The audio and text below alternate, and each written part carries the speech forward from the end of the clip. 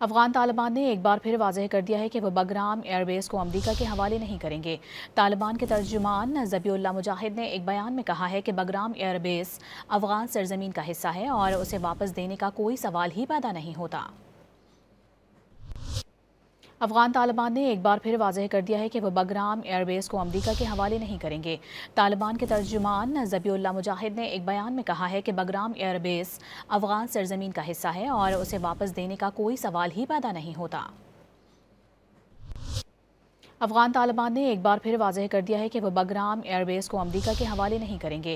तालिबान के तर्जुमान ज़बीउल्लाह मुजाहिद ने एक बयान में कहा है कि बगराम एयरबेस अफगान सरजमीन का हिस्सा है और उसे वापस देने का कोई सवाल ही पैदा नहीं होता।